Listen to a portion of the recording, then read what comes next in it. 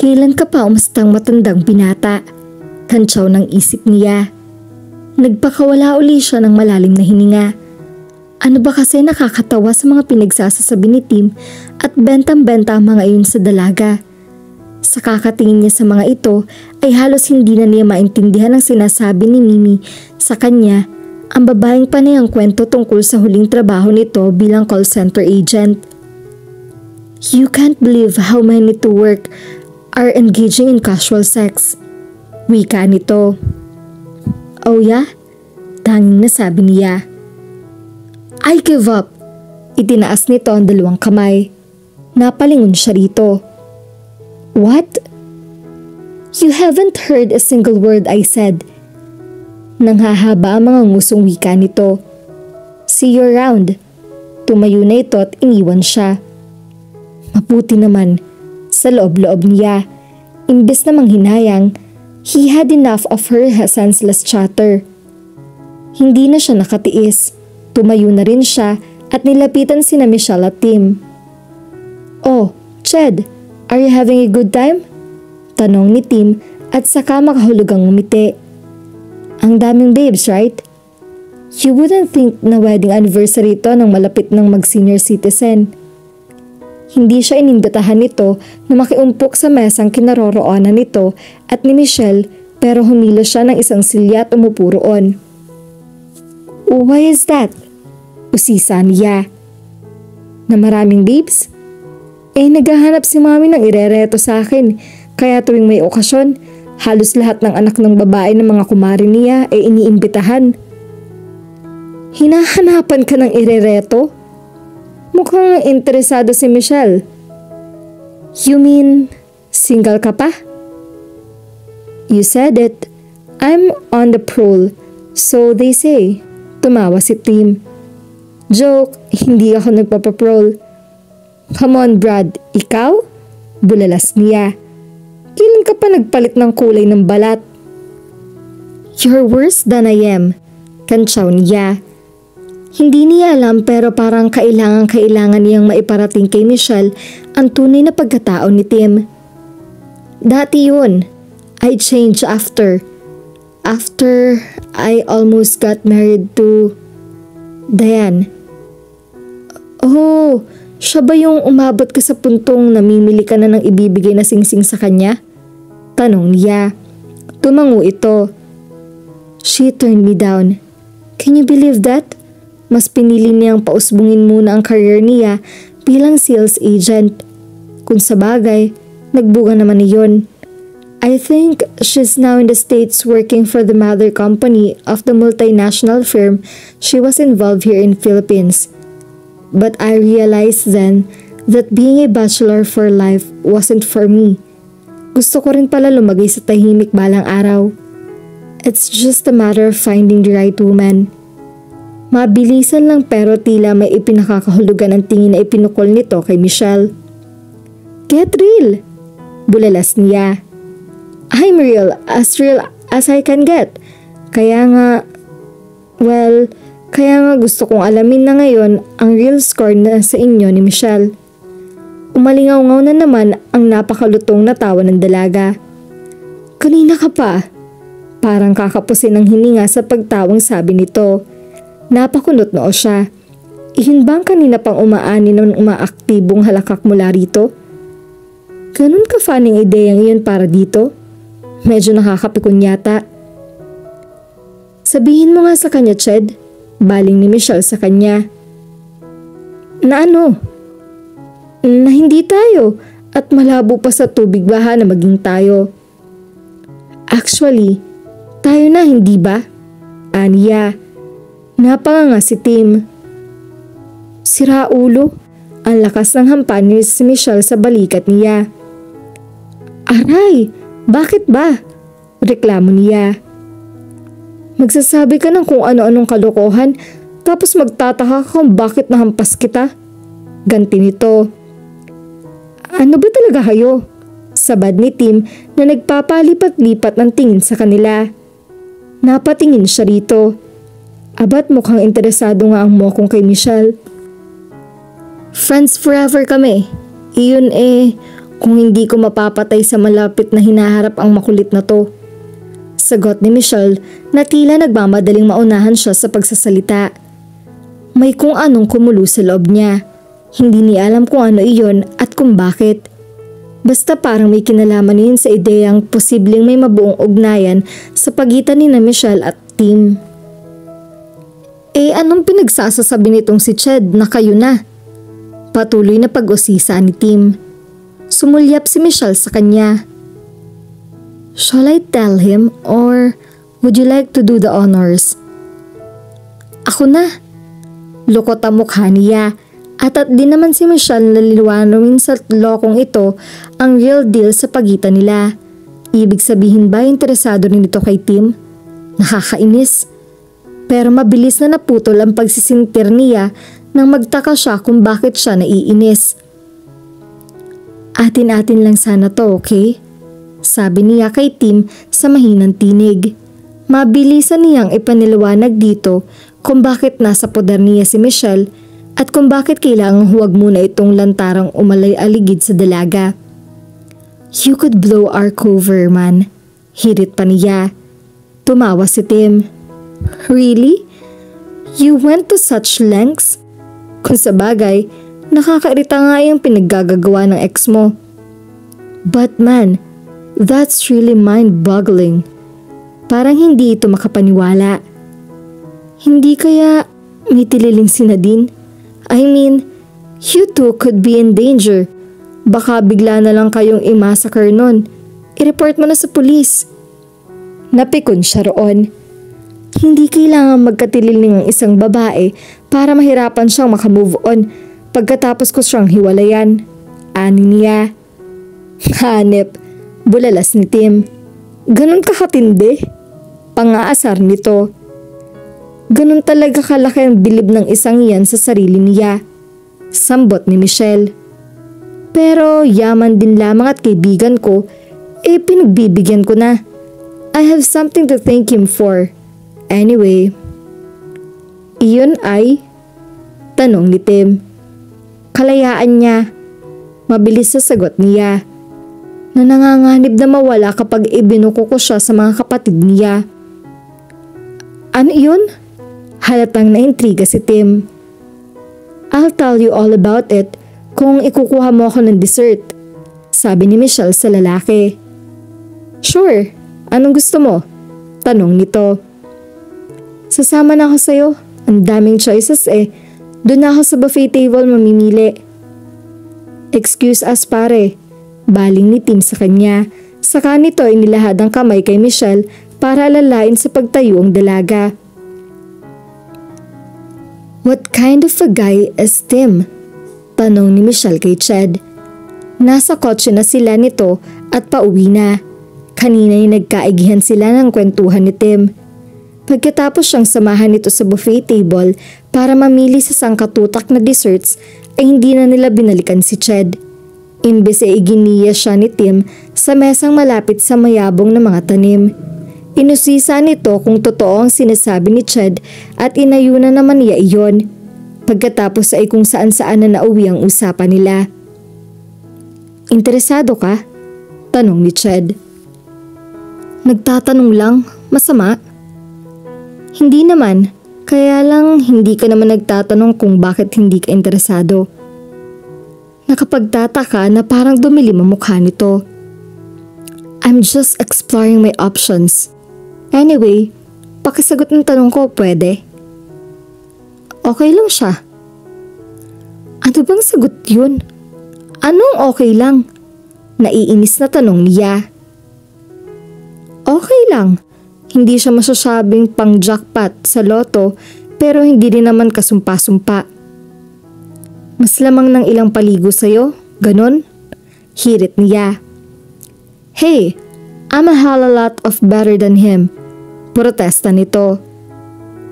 Paano ka naging better than him, Aber? I earn a lot more. I'm more fun to be with. I'm cuter and you have a time limit for the woman in your life. Sabad niya.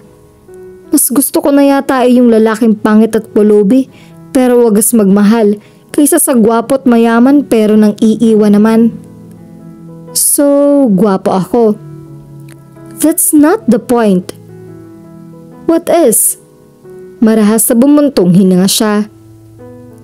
Mas gwapo ako kay Tim. Hindi na siya sumagot. Totoo ang sinasabi nito, pero bakit pa niya paloloobin ang ego nito na nakalobo na nga yata? But the thing was, at the moment, it didn't look as if his ego was all puffed up. Mas mukha itong bata nagmamaktol. Hey, kung ang pagpapanggap natin ang inaalala mo, huwag mong problemahin iyon. Nangako si Tim na hindi siya gagawa ng kahit na ano posibleng mabuko sa atin sa ex mong mentally unstable. Wika niya. Pati pala yun na pag-usapan nyo rin. Close na kayo? Sarkastikong sabi nito. Kaya pala nakalimutan mong may kasama ka at hinayaan mong mapanisan ako ng laway dahil abala ka sa pagpapakyut kay Tim. Ano bang ipinagpuputok ng butsi mo? Reklamo niya. Nayayamot siya pero hindi masyado. Para kasing may parte ng kalooban niya ang gustong magbunyi sa inaasta ni Ched. Parang may ibig sabihin iyon. Ang hindi niya malaman ay kung ano baga ang dapat niyang ikatuwa. O wala lang. Simpleng sagot nito habang nanghahaba ang nguso na itinuon ng buong atensyon sa pagmamaneho. Ano ka mo? Saan ka pupunta? Night swimming sa Pansol. Binagalan ni Michelle ang pagsasalita. Gusto mo i-sign language ko pa para mas maintindihan mo? Sarkastikong tanong niya kay Ched dahil sa lakas ng bulalas nito. Tinitigan siya nito na para bang nasisiraan siya ng bait. What? Sikmat niya rito. May naintindihan ba kayo ni Tim na ipinaliwanag kong dahilan kung bakit nandito ka sa piling ko? Nakakunot noong tanong nito. Nandito ako para isipin na may tililing mong ex na tayo na. Wika niya. At iisipin pa rin kaya niya iyon kapag nakita niya kayo ni Tim na magkasama? Eh di lalo na nung kinumpirma ang hinala niya na inuuto ko lang siya. My goodness, Ched. Use your coconut nut. Hindi ganun ka-dense si Tim. May backup plan siya. Dapat sumama ka sa amin. Ano? Wala akong balak panoorin kayo na. Hep hep hep. At sino nagsabi sa'yo na manonood ka? That's so gross. Dadalhan ka ni Tim ng partner para may pagkaabalahan ka. Double purpose yon. Kung makita man tayo ni Nadine, the possibility of which is quite small, you have to admit, pwede niyang isipin na si Tim at iyong girl ang magka-date at tayong partner.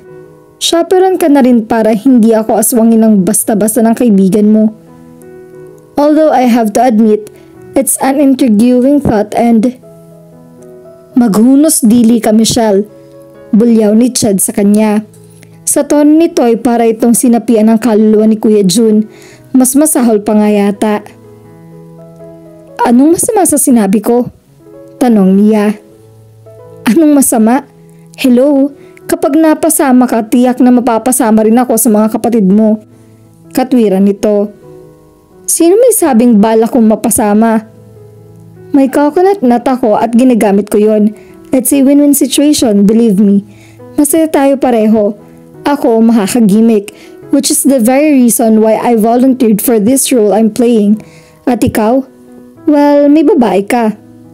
Ngumiwi si Ched. Kailan ka pa naging ganyang kaarte? Magde-date lang kayo nung girl at hindi kayo pipiliting magpakasal.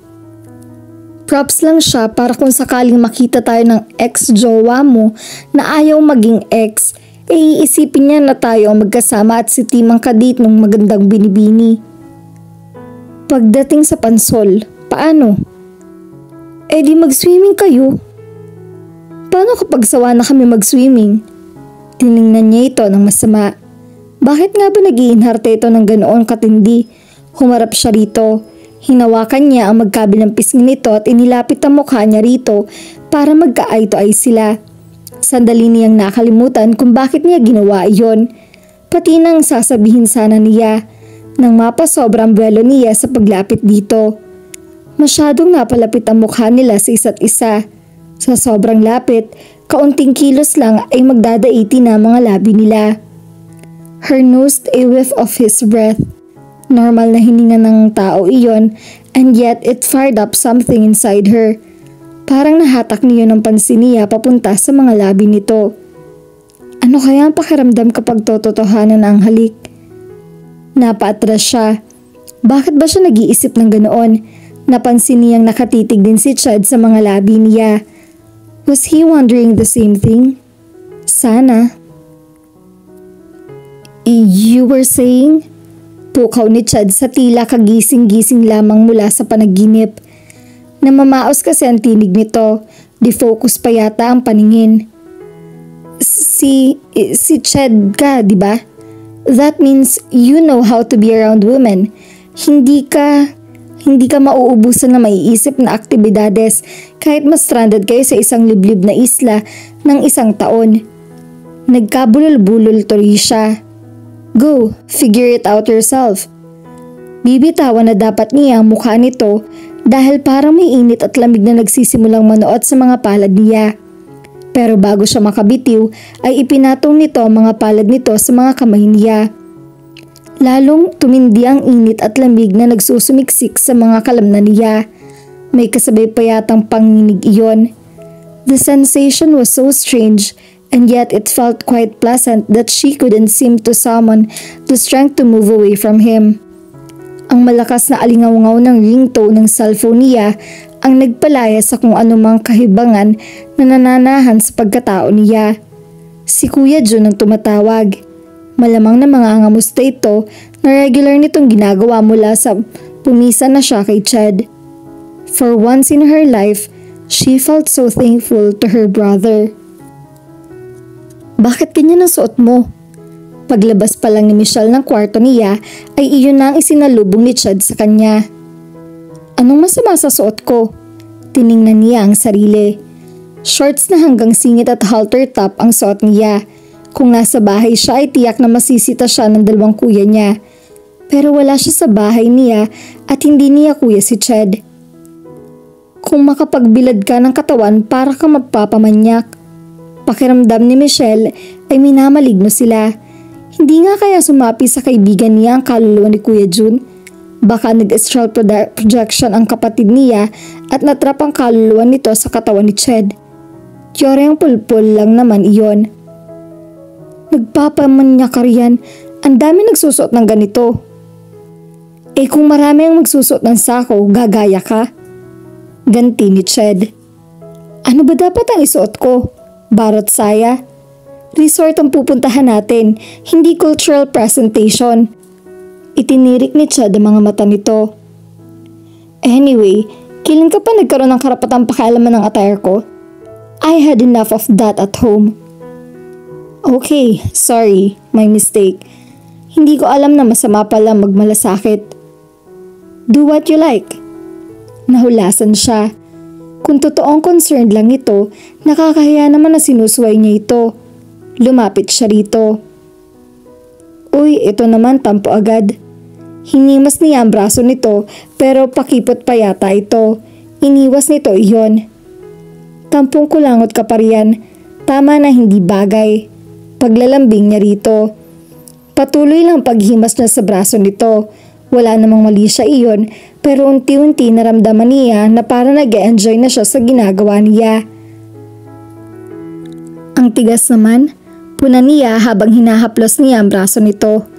Hindi yun nakakagulat dahil mahilig ito sa sports. Medyo nawala sa normal ang paghinga niya. Iyon yata ang unang pagkakataong napansin niya ang katawan nito at nawari niya na kung hahayaan lang siguro niya ang kanyang sarili ay malamang na mahumaling na siya rito. Ano ba yung pinag-iisip mo? Bago pa makasagot si Chad ay may narinig silang humintong sasakyan sa harap ng bahay nito. Nasundan iyon ng dalawang mahinang pagbusina. Hudyat na nandun na ang sundo nila. Agad na siyang lumayo rito. Nandiyan na ang sundo natin, halika na. Sabi niya. Hindi niya alam kung paranoid lang si Ched para isipin na naaaligid-aligid si Nadine, pero hindi siya hinayaan na sa harap umupo katabi ni Tim. Imbes ay ito ang umuko pa ng passenger seat pagkatapos iyong bakante ng babaeng kasama ni Tim. Bea raw ang pangalan ng babae ayon kay Tim. Napilitan tuloy ito na umupo sa backseat kasama niya. Ngunguto-nguto si Chad at hindi niya alam kung bakit. Basta mainit lang ang ulo niya. Totoo raw na may male menopause at mas maaga raw mangyayari iyon kaysa sa menopause sa mga babae. Pero masyado pa yata siyang bata para magkaganon. Wala pa nga siya sa midlife niya, kaya bakit magkakakrisis na siya? And yet that was how he felt at the moment. Para may krisis sa pagkatao niya. May ideya siya na kung bakit ganon umasta ang kapatid ni Michelle. Protective ang mga ito sa dalaga. Kung nakasanayan na ng mga kuya ni Michelle na pangalagaan ito mula pagkabata, ay mahirap na nga sigurong tanggalin iyon. Pero siya, bakit bigla ay gusto niyang protektahan si Michelle? Cargo ko siya. Iyon ang tanging katwiran na nahagilip niya. Mabigat na responsibilidad pala iyon at kung nasa tamang pag-iisip siya, dapat yata isauli na niya ito sa bahay nito. Haharapin na lang niya ang pangungulit ni Nadine. Although she hadn't been making a nuisance of herself lately, baka nagsagwa na nga ito. Sana. Sinulyapan siya ng rearview mirror ang babaeng katabi ni Michelle sa backseat. May itsura ito pero hindi siya interesado. Ano bang hangin ang umihip sa kanya at parang nawalan siya ng libido. And yet he distinctly remembered that just that morning his libido was alive and kicking. Nag-kick ni Neon nung tumambad sa kanya si Michelle na bihis Ann Curtis. He never noticed how long, smooth and shapely her legs were. Kung sa bagay, hindi niya natititigan ito noon. Ngayon lang at naturet ito. Mas naturete ang katinoan niya kaya agad niyang binuhusan ng malamig na tubig at nagsisimula palang mag-alab na kalooban niya. Tama nga siguro ang sinasabi ng marami na hindi mo talaga makikilala ng husto isang tao hanggat hindi mo siya nakakasama sa iisang bubong. Magkaibigan sila ni Michelle mahigit pa sa kalahati ng buhay nila pero ang dami niyang hindi napapansin o hindi pinapansin dito noon. Naisip agad niya na malamang na libido naman ni Tim ang mag-aalab kapag nakita nito si Michelle kaya sinita niya ang dalaga. Ang kaso ay pasaway si Michelle at nauubusan na siya ng matinong rason para mapilit itong magpalit ng damit kaya hinayaan niya ito. Hindi na siguro niya dapat problemahin kung maaantig ang libido ni Tim dahil sa suot nito. She was a grown woman. Yeah, a grown woman. Buong sigasig na pagsang-ayon ng isang bahagi ng pagkatao niya. Jeez, masakit ang ulo mo? May bahay Jessica ko, sabi ni Michelle mula sa likuran niya. Or I can give you a massage later on. Sambot ng katabi nitong Sino nga siya? Oo nga, nag-aaral ng reflexology si Bea, sabi ni Tim. Marami akong alam na iba't ibang klase ng masahe. Dagdag ng babae na tila may iba pang ipinagkakahulugan.